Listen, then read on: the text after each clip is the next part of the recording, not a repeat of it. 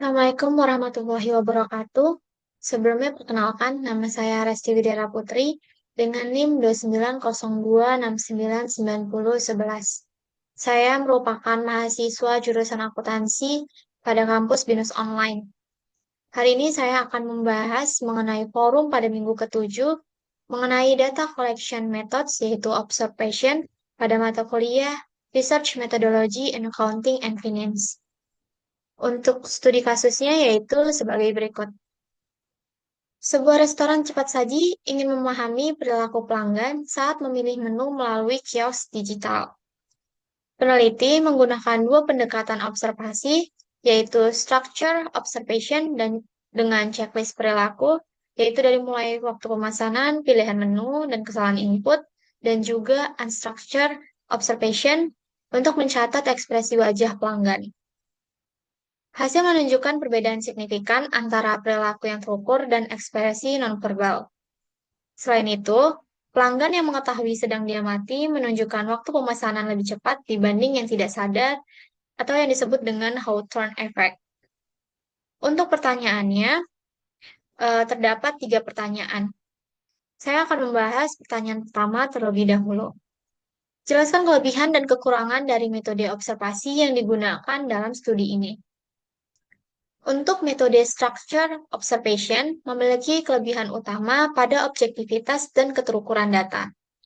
Penggunaan checklist memungkinkan peneliti mencatat waktu pemesanan, pilihan menu, dan kesalahan input secara sistematis. Data yang dihasilkan bersifat kuantitatif sehingga mudah dianalisis secara statistik. Metode ini juga meningkatkan replikasi penelitian karena prosedurnya jelas.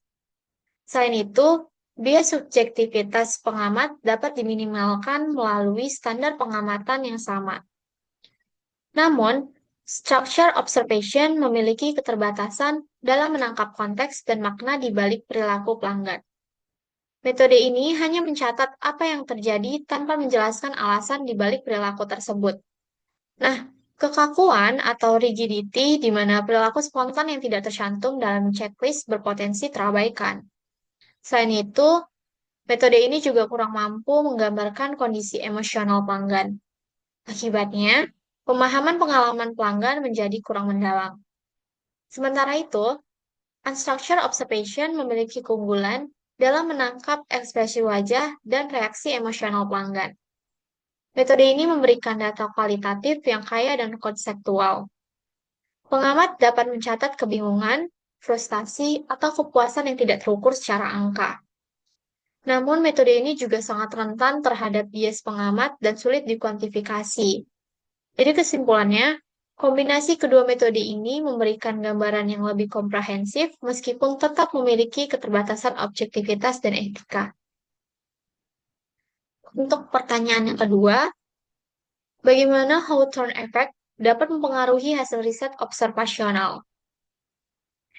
Hawthorne Effect terjadi ketika subjek penelitian mengubah perilakunya karena menyadari bahwa mereka sedang diamati. Nah, dalam studi ini, pelanggan yang sadar diamati menunjukkan waktu pemesanan yang lebih cepat.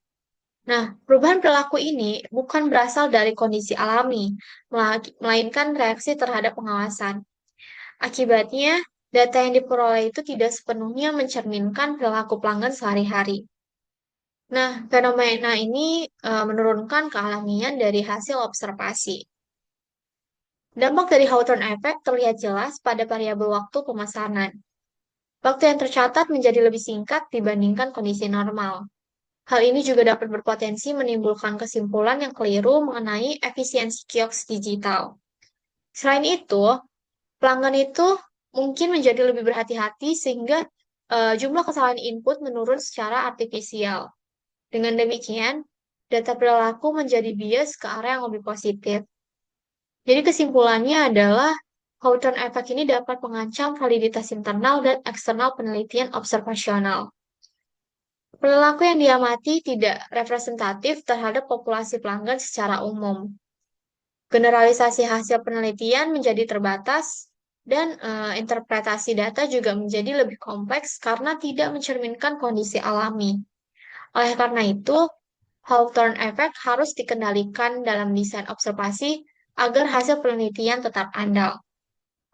Untuk pertanyaan yang ketiga, yaitu rancang desain observasi kombinatif yang menjaga validitas etis dan objektivitas data.